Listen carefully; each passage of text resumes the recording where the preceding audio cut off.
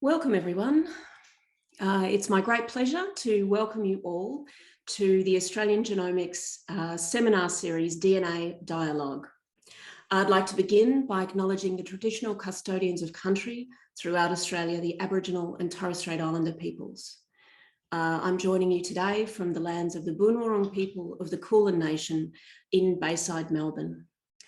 I'd also like to particularly acknowledge today that today is the 25th anniversary of National Sorry Day in recognition of the stolen generations, a day of reflection and reconciliation.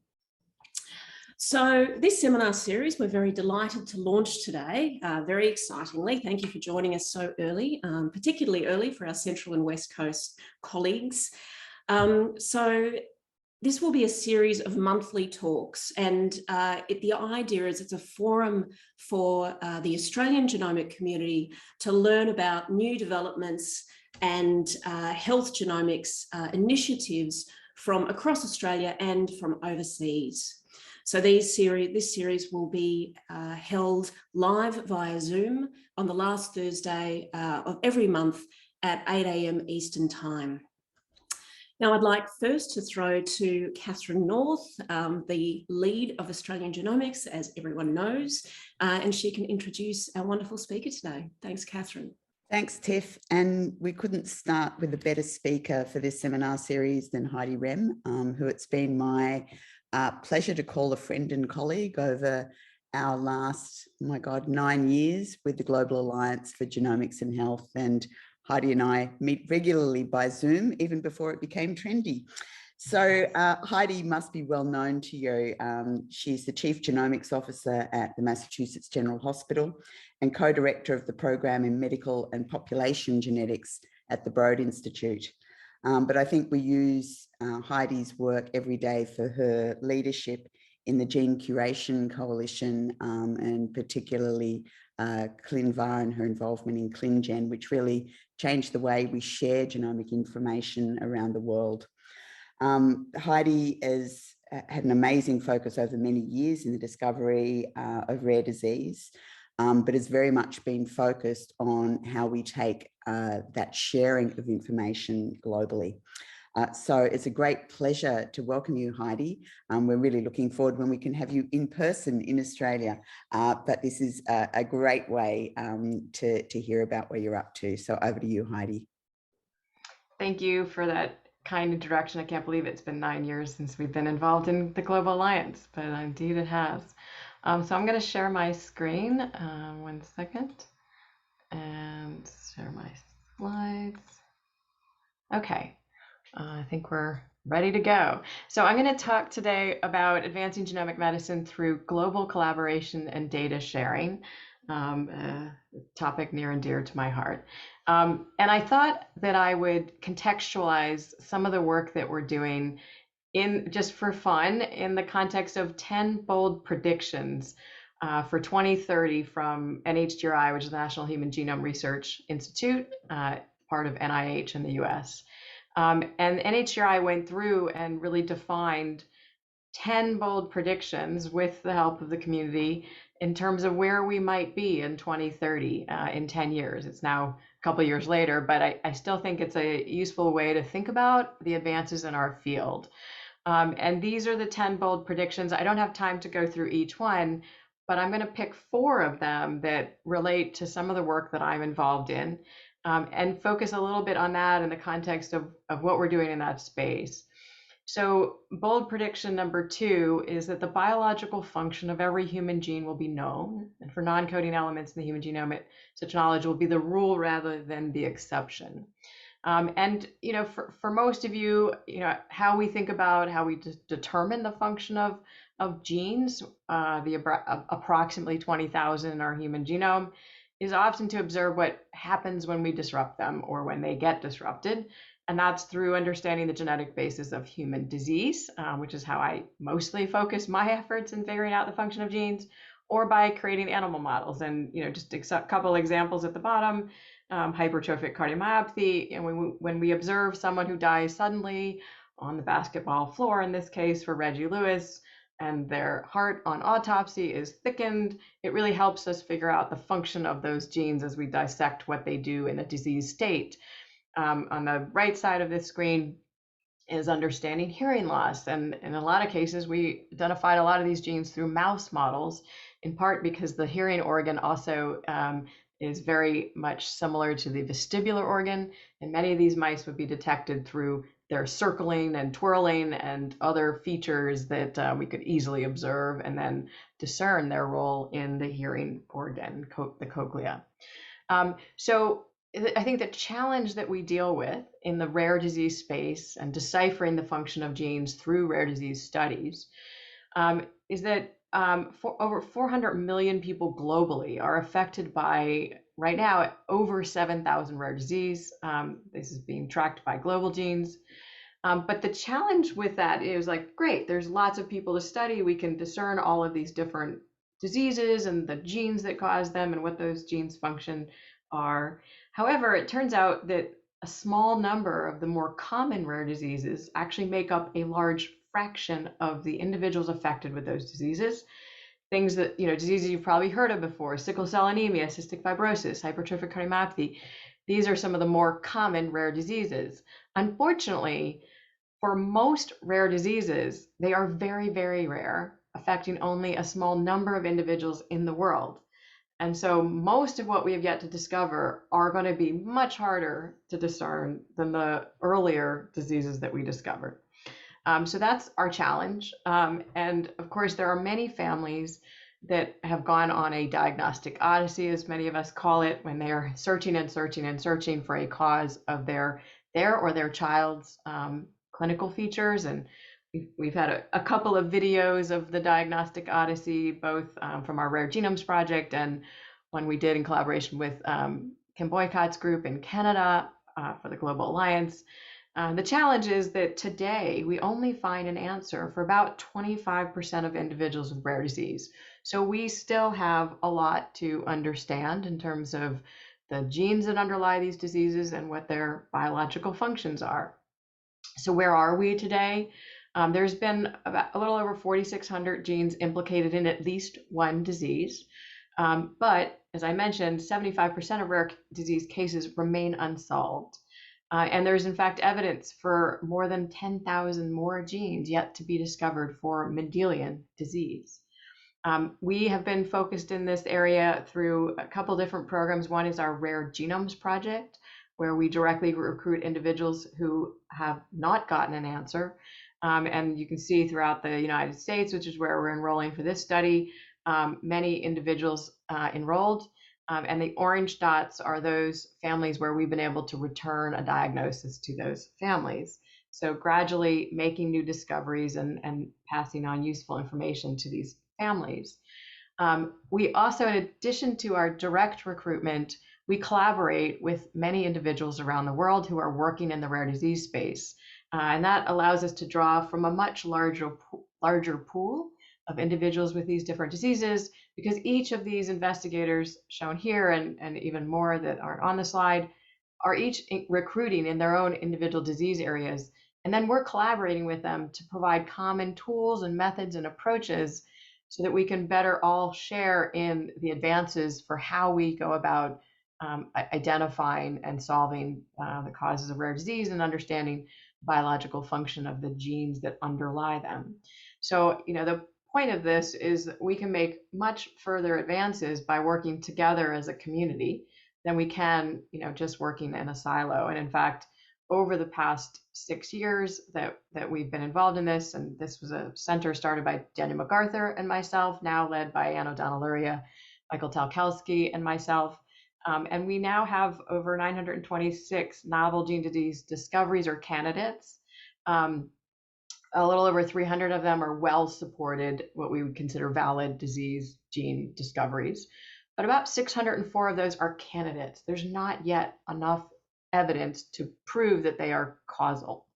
And that's where newer tool, actually this is no longer new, but tools for making these discoveries become critical for how we share data globally.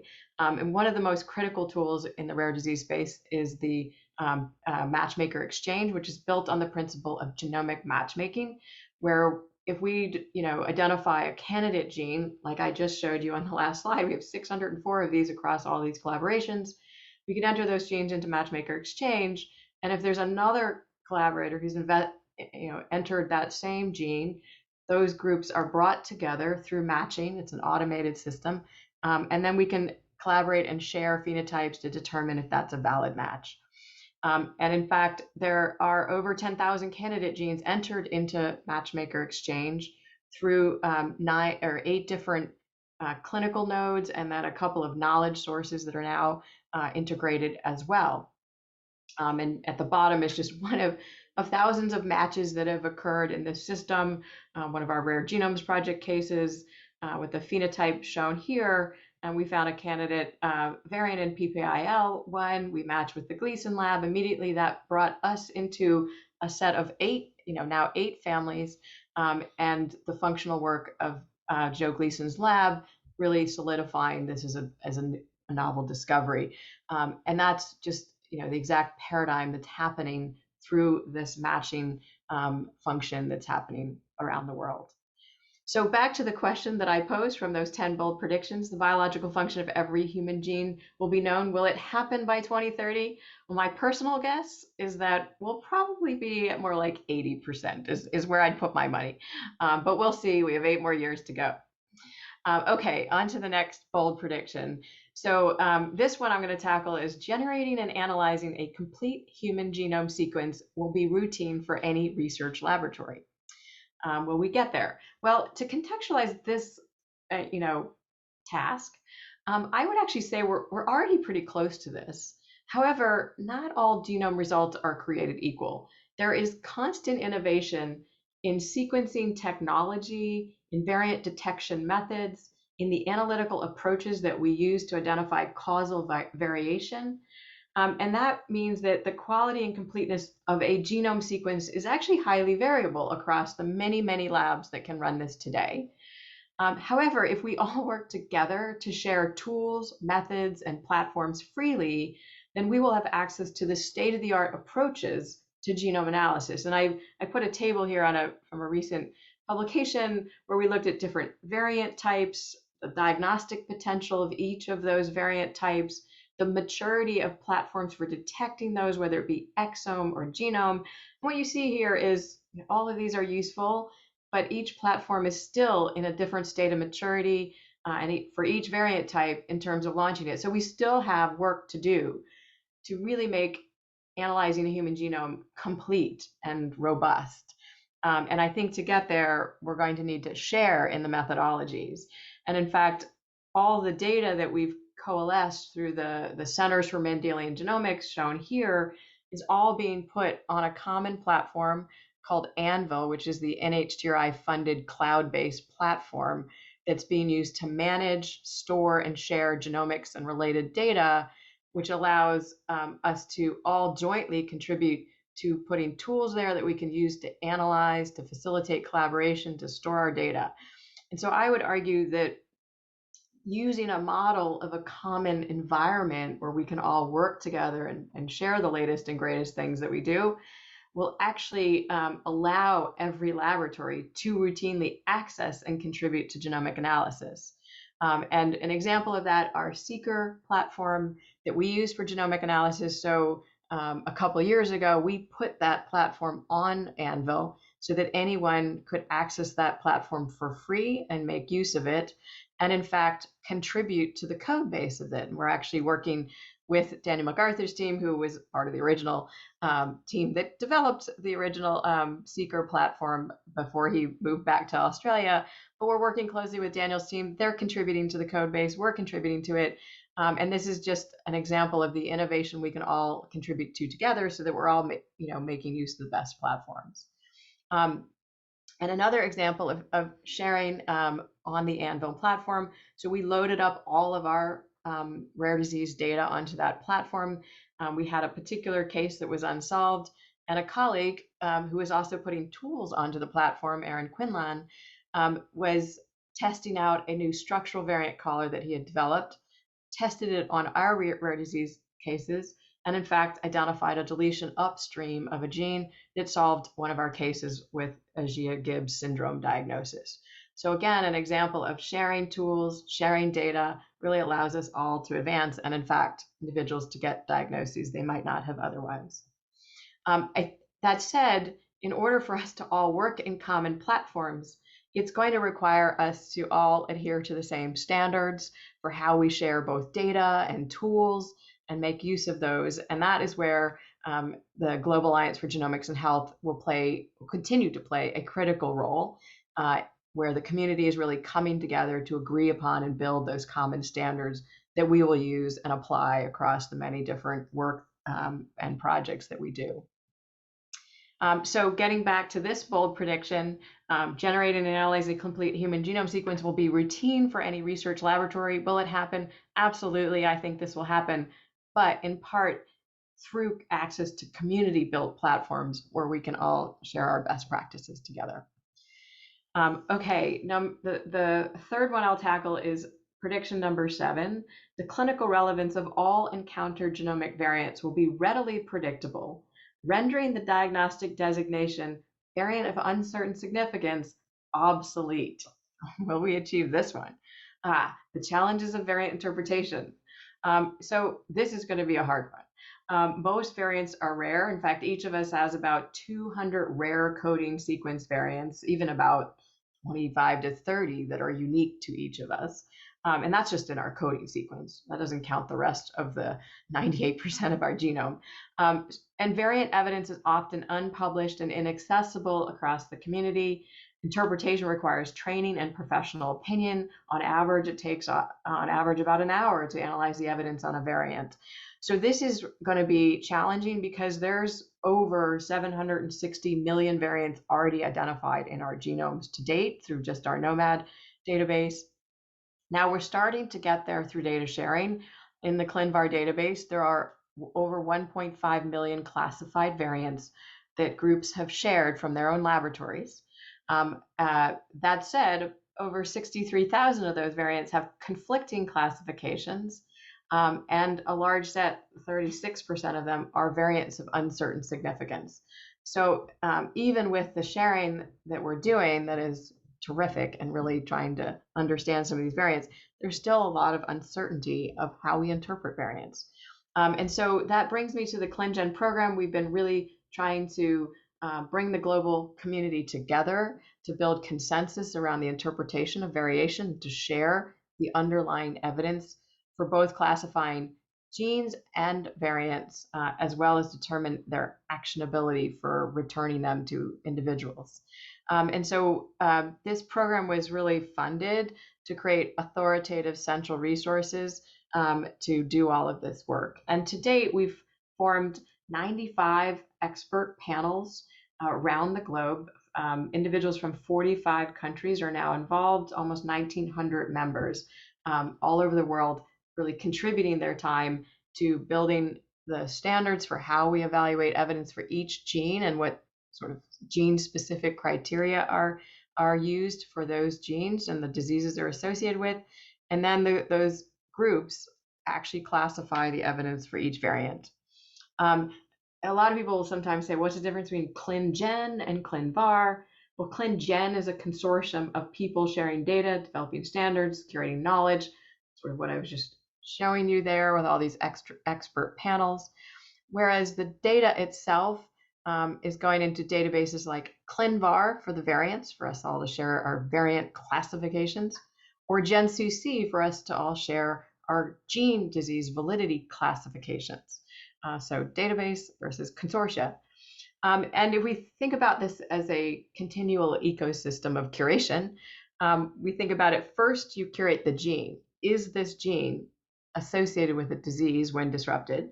And so we will apply a standardized framework to that curation, where each gene disease relationships gets classified as either limited or moderate or disputed or refuted, or strong or definitive. And once we can document the strength of that relationship as valid, then you can go over and start classifying the variants in those genes that have now valid relationships to disease. And we use the basic ACMG AMP framework, but we specify it for each gene and disease so that more specific rules can be used.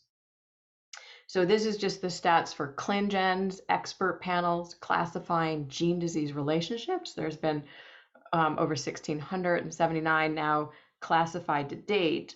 And all of this information is on our website. You can go there and check out the stats anytime. And I will say what's really important to point out is that of the published gene-disease relationships, 26% currently have insufficient evidence despite being published in the peer-reviewed literature. So, even when we publish something, it doesn't mean there's sufficient evidence to implicate that gene. And in fact, a lot of these gene-disease relationships that are published never reach a sufficient validity and are probably false positives. So how are clinical labs now using this information? A lot of the reason we curate these gene-disease relationships is to determine whether those genes should be examined in clinical testing and how we should report out on variants in those genes. And this is just an example from one lab, Invitae's lab, where when we published the paper from our Brugada syndrome expert panel that actually disputed 19 of the 20 genes implicated in Brugada syndrome, they changed their panel. The default is only the one gene, and physicians have to actively add on what they consider preliminary evidence genes to put those other ones back on. So this is just an example of how this information is being used in clinical practice. So that's the curation of genes. What's the status on curating all those variants? Well, the expert panels in ClinGen are never going to tackle the millions and in fact probably billions of variants in our genomes. So we take a multi-pronged approach to tackle that. One is we continually evolve the common standards that we want everyone to use so that everybody that's classifying variants will classify them according to a common standard. That increases the accuracy of all the classifications that we all do. That's step one. Step two, by publicly sharing classifications, it creates transparency and crowdsources the work. We can all make use of the work that each of us has done. And that's where the ClinVar database comes in, where we're all sharing this information. Also, when we all share it in a common place, we can easily detect when there are differences in our classifications. And we've had inter-lab conflict resolution efforts over the years to work to resolve these differences between the laboratories. And currently there's about 12,000 medically significant conflicts in ClinVar. Those conflicts, although we do work between the labs, those are prioritized actually for our expert panels, because sometimes even when we get the labs to work together, they still may not always agree with each other. And that's when our experts can really weigh in and resolve these variants that are discordant between laboratories. And to date, now about 50 different expert panels we've formed around the world have classified thousands of variants in a much more deep consensus-driven process. So if we go back to this bold prediction, will VUS become obsolete? I don't think so. I think that's going to be a while. I think for a subset of genetic diseases, the most common ones, we will understand the variants that contribute the largest fraction of disease. But I think we will still have a ways to go for the more rare diseases and the rarest causes of all genetic diseases, because most variants are in fact unique to a lot of families, and it will just be an incredible challenge to understand all variants in our genomes. The last one I'll tackle is this number 6, the regular use of genomic information will be mainstream in all clinical settings. This is what we all want to achieve, get it into the clinic robustly. And today, a lot of our testing is in the diagnostic realm, and whether it's prenatally or in pediatric cases or adults, we are doing genetic testing to identify the presence of existing symptoms and existing disease in individuals. But there's increasing use of screening tests for individuals who don't have disease to look at risk for disease and intervene in preventive ways, whether it be carrier screening, NIPT, newborn screening, pharmacogenomics, or screening for risk for things like cancer or cardiac disease. Just by way, many of you work in this space, this will be no surprise, but just an example of the clinical utility of genetic testing In the space of hypertrophic cardiomyopathy, individual presents with shortness of breath and chest pain, an echo is done, you find a thickened heart wall, you assume that individual might have hypertrophic cardiomyopathy, the most common etiology behind a thickened left ventricular septum. But if we do a genetic test that looks at all the different genes that might lead to a phenotype that looks similar to this, we will often include GLA for Fabry disease. And in fact, this individual had not a hypertrophic cardiomyopathy mutation, but a Fabry disease mutation. The good thing there is that there's an enzyme replacement therapy for that particular disorder. And that individual was in fact started on enzyme replacement therapy. Also, even better, his children, 2 of whom are positive, can be prophylactically started on certain treatments to prevent the onset of symptoms. So this is really, why we do this is we want to improve outcomes for these individuals. Now, in our BabySeq study, where we were doing genomic newborn screening, this is a baby who had hypoplastic left heart syndrome, was in the NICU, unfortunately passed away. But in sequencing the genome of that child, we identified a BRCA2 breast cancer variant, which was also present in that baby's mother. They consented to the return of secondary findings in this family, and only upon return of that finding, and prior to that, we should note that there was no family history of breast cancer collected by a medical geneticist doing a 3-generation family history collection. But when we returned that variant, she said, oh, well, it turns out that my father's mother actually died of ovarian cancer, and I have other relatives over here who had breast cancer, ovarian cancer. In fact, I have a cousin that had a double mastectomy. And all of a sudden, she didn't realize she was at risk, and now she was, and she immediately ended up getting preventive efforts through a prophylactic mastectomy to reduce her risk. So these are examples of the utility of this genomic information. And in my role as the Chief Genomics Officer at Mass General Hospital, we are working to really roll out genomic medicine in the clinic. In working with stakeholders in the many different clinics that we work with, we identified many barriers to rolling out genomic medicine in day-to-day practice: lack of genetic counseling support and test ordering, navigating this, especially in the US, a much more complex system, and the lack of genetic test results being integrated into electronic health record, the underutilization of genetics in primary care, and a lack of services available for the increasingly high volumes of asymptomatic patients with genetic risk, particularly family history of cancer, that are meeting NCCN guidelines for genetic testing, but not being able to be seen by anyone because the specialty clinics are only taking those with a diagnosis. So we've been working with the clinics to help roll out and provide support. This is just one example of our a renal clinic at Mass General Hospital that wasn't deploying genetic testing when we started working with them. They are now widely deploying it. 54% of the cases they've tested in the last year have had clinical utility. Here's just one example of a patient with chronic kidney disease where a uromodulin mutation was identified, and through testing, the sister was able to identify her as not at risk and able to be a kidney donor for this individual. Very useful information. We've also launched a preventive genomics clinic to try to serve this growing need of asymptomatic at-risk individuals. From the first 209 patients, almost half of them coming from primary care, which was our specific target. We ordered genetic testing for 77% of them, 80% of whom did not pay anything out of pocket because they actually met criteria for coverage for genetic testing.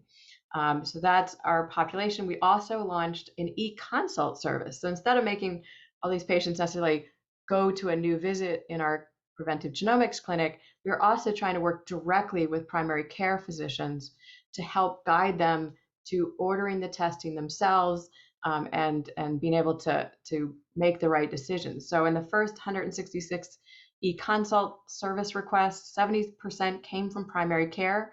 Our responses averaged about 1.8 days per response.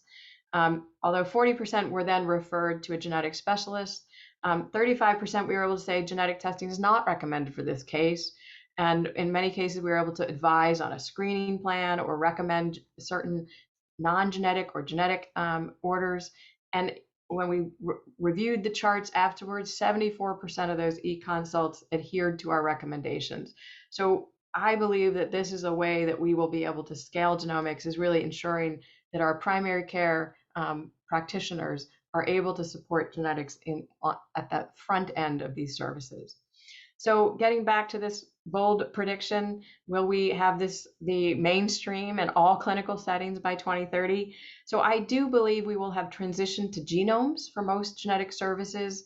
I'm not yet convinced that all specialties, at least in the US, we tend to be a little more dysfunctional how we function in medicine, will have embraced genetics sufficiently by 2030. And I'm also not convinced there will be equity in access. I think we still have a long ways to go in terms of ensuring equitable access across all individuals. And then the last prediction that they neglected to put on this list is that the COVID pandemic will be over. That's the open question of the day. So with that, I just want to thank an amazing team of people in my lab that do all the work that I get to present on, and I'm hopefully we'll have time for questions. Thank you very much. Heidi, thank you so much. What a fantastic presentation. And I'm delighted to see questions already appearing in the Q&A. Thank you, everybody. Please continue to ask questions, because I'm sure, as Catherine would say, that talk was full of rich, meaty goodness. So plenty of questions can be asked. Heidi, I might take the prerogative of kicking off. In your discussion around, sort of the challenges of variant curation and that the biological function of every human gene will be known, you also commented on the importance of animal models. So in Australia, there's been significant government research investment in functional genomics, both from the network perspective as well as sort of functional genomics platforms. The challenges of incorporating functional evidence in clinical variant curation and with ACMG guidelines. Would you care to comment on that? I know it's the perennial issue for all of us, but. Yeah, it's a great question. And ClinGen did come out with a paper specifically addressing functional studies and how they're used in variant classification and what kind of validation of those studies need to be done to apply that evidence. And we even, distributed, what would be needed to apply it at a strong level versus moderate versus supporting, because not every functional assay is created equal. And that's an area where our expert panels are really incredibly valuable to weigh in, because they understand the particular assays and platforms in their disease area of study, which for the, it's hard for all of us to keep up on every functional assay and how good it is and how well validated it is, and whether it really recapitulates the human phenotype, which is a critical element of that. So it is a challenging area, but I do believe that, with the experts specifying which platforms, are equivalent to what strength of evidence, then it allows the clinical laboratories a guide to essentially how to score the results of those assays. If that makes sense? Yeah, no, it certainly does. Okay, there's quite a few questions coming into the chat. A lot of them are around both sort of uptake of these sharing platforms as well as engagement with commercial entities. So Claire asks how you or we should be tapping into commercial companies which are offering whole genomes for the general population. Many of the individuals with rare diseases are accessing these resources. And do you have a policy or do you have recommendations along those lines?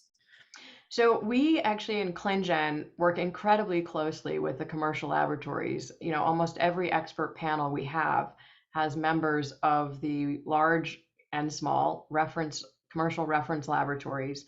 And in fact, a lot of the evidence we use in our curation is coming from the testing that those laboratories have done. We've even had discussions with them to start to think about how, because right now what happens is, a variant will come up for curation. Everyone in the group will be solicited for, have you seen this variant before? And can you share your evidence? And then it's like, Excel spreadsheets being sent around with a list of, I've seen it in 5 patients and here were their phenotypes and the other variants, and it's a very manual sort of way of sharing this data. I think, and we're starting to have discussions of, could you actually allow a login to your database to query it, so we could reduce this manual labor and one-off circulation of information, and the lab, some of these labs that have more sophisticated systems are starting to think about ways to allow access to that data and how it can be shared.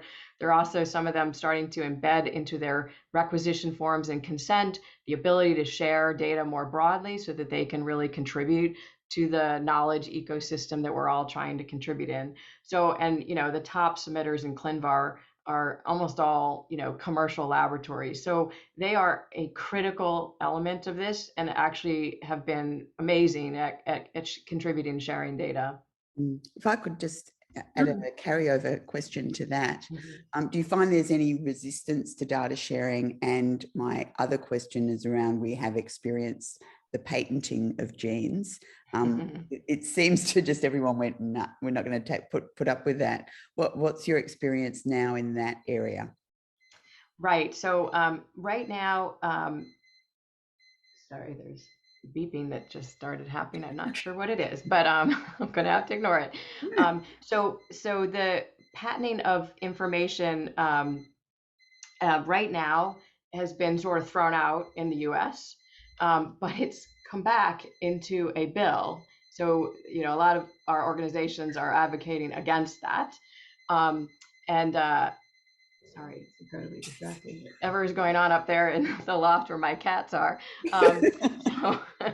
So I think right now, at least in the US, the patents haven't been an issue. There are a small number of laboratories, Myriad being one of them, that, for cancer data, for example, they haven't been willing to share their classifications into ClinVar. Although they have been willing to share case level data on individual variants being curated. So, some of these are, we're trying to sort of work through this. Heidi, that's getting more insistent. Can you just wait 1 second? Sounds like a house is about to explode.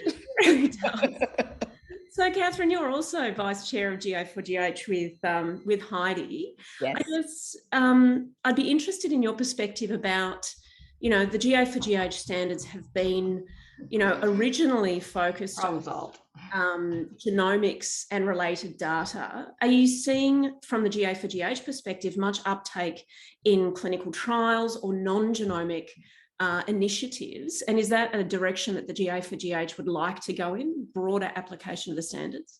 I might throw that to our special guest Heidi, since she's now back from averting a disaster in her home. Yes, some rogue alarm clock in the guest room decided to go off. Problem solved, unplugged it.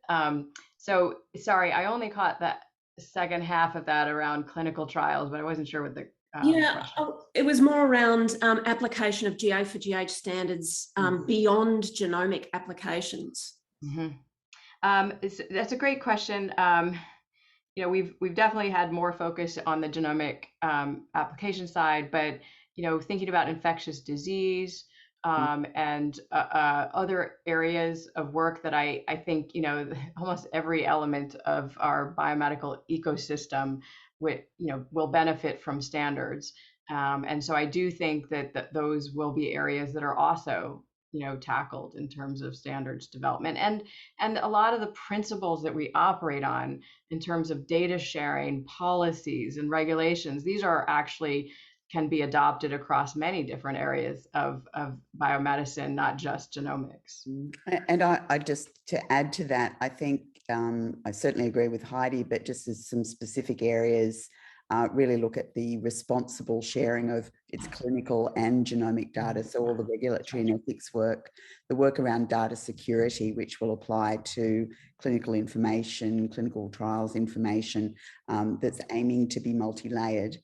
And then I was also thinking that in the ClinPheno working group, with, where we're all familiar with, the use of HPO terms, but how that's now expanding to apply to other diseases such as cancer. So because we need a standardized way of capturing phenotype and capturing it in a longitudinal way as well in the clinical trial setting. And that certainly is a focus now that rare disease is not quite done and dusted, but with phenopackets and HPO terms, it's probably the best served.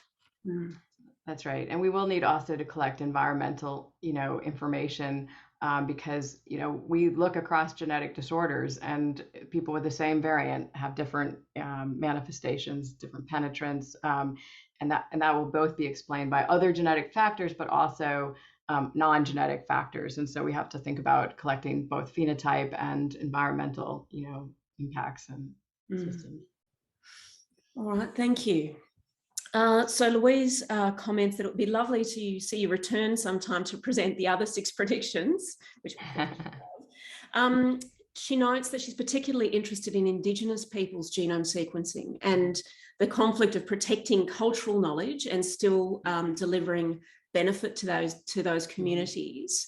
And then just touching on Amali's questions, an extension of that around anticipation of the use of polygenic scores in the clinic. And the challenge there, I guess, I'd like you to comment on, currently, polygenic scores are fantastic if you're of Western European descent. We're at this point of, developing guidelines, clinically implementing these scores. What's our responsibility from the genomic community perspective in actually slowing down implementation when there is inequity of access, lest this sort of gap in accessibility and health advantage widens? Yeah, it's a great question. I mean, I think the highest priority is, in fact, in recruiting and working with a diverse population so that the data we are collecting today will really inform and be reflective of our whole global population. So I think that has to be our highest priority. At the same time, it's going to take time to roll out these tests and understand their utility in lots of populations. And so I'm not necessarily against starting to roll things out. It's all very unclear, the utility of polygenic risk scores, to be perfectly honest. So whether we should not engage in that right now or do the best we can and as quickly as possible generate the data that will allow them to be as representative as possible is I think where I see the balance there. I do think that these aren't that useful if they're not combined with any monogenic information that's relevant. So some laboratories are launching a combination of, for instance, breast cancer for monogenic disorders combined with polygenic risk scores, and have shown data that those polygenic risk scores actually do modify the penetrance of the monogenic variants that are also found. And I think that's where the greatest utility has today, is in actually understanding the expression of monogenic disease, probably more so than polygenic risk scores on their own today would be. But I think we'll eventually get there as we have, specific recommendations for how to implement care and management given different scores. But we're still a ways away for most of them. All right, thank you. There are a number of questions and comments more from the implementation and mainstreaming type perspective, and there's a lot of interest in the e-consult service as a way of sort of triaging, supporting families and clinicians. Can you comment, share any more on sort of comments about supporting non-genomics health professionals as genomics becomes mainstream? Yeah, we have been learning a lot as we've been rolling this out. And in fact, near the beginning, we were working to launch this. The medical genetics specialists were launching an e-consult service for medical genetics. Our cancer colleagues were launching a e-consult service for oncology. And what we found is the primary care physicians weren't sure whether to send to preventive genomics, medical genetics, oncology, if their patient was a genetic risk but for cancer. So we ended up creating, merging all of the e-consult services that had anything related to genetics together with just in the Epic system, a genetics consult. And then we had a person staffing all the e-consult requests to then triage them to the right place. And that was far more effective because then the physician didn't have to figure out which one of these things do I send my patient to. And you know, the true utility here is that they can just ask any question, and we are essentially educating them in real time in the context of the patient that's there in front of them or that they just saw, and that's in some ways the best way to learn. And we anticipate that they may seek us for e-consults in the beginning, but then as we guide them through the process, learn how to do it, so the next patient they can do it on their own and only ask us if some new scenario comes up. So it's kind of real-time education. We are launching these PCOI modules that are actually information pieces in Epic that they can also consult on different common genetic areas. So it's a sort of multi-pronged approach to the education side. And are the e-consult service, is that staffed by genetic counsellors or geneticists? Yeah, it's a great question. So the way we have it is we have a genetic counseling assistant. These are individuals intending to go on to genetic counseling school. They do the primary triage in terms of where it should go. Then we have the genetic counselors in our team who are actually drafting the responses to the e-consult. So they're doing the legwork. If they need to look something up, they're doing that work. They draft and they maintain templates for common questions that are asked. And then we have physicians. It has to be a physician that actually signs out the consult. So we have physicians who are then using the draft that the genetic counselors have drafted and signing those out. And just one supplementary question here. We're really looking at registration for genetic counsellors in Australia so that, from a Medicare perspective, we can charge. Does that happen in the US? Yeah, so right now it's been state by state in terms of that accreditation. So we're hoping for federal legislation in the US so that that's more consistent across all of our states. But right now it's been a bit piecemeal in terms of how they're reimbursed and accredited and all of those things. Mm. There's a question here regarding pharmacogenomics and that you touched on briefly. What's your view on its clinical utility, and is there a particular area that you see as being beneficial in improving patient outcomes and or reducing health system cost? Yeah, it's a great question. And I think the biggest barrier right now, and in fact, when I took on the Chief Genomics Officer role, in the beginning, I met with representatives of each of the clinics and divisions and departments in our hospital system, asked how they were using genetic testing. Some of them were using pharmacogenomics, and they might say, well, I'm ordering this particular gene or test for this drug that I often order.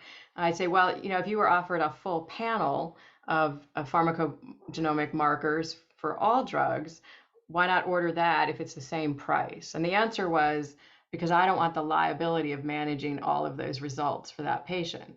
Why? Because our electronic health record does not currently allow structured ingest of those results, so that when any physician goes to order or apply a drug in the future, that information is used, and the physician feels that report that they ordered that's scanned in as a PDF and stuck in the media tab of Epic, which is how it happens in our hospital, is buried, and that they're liable for that information.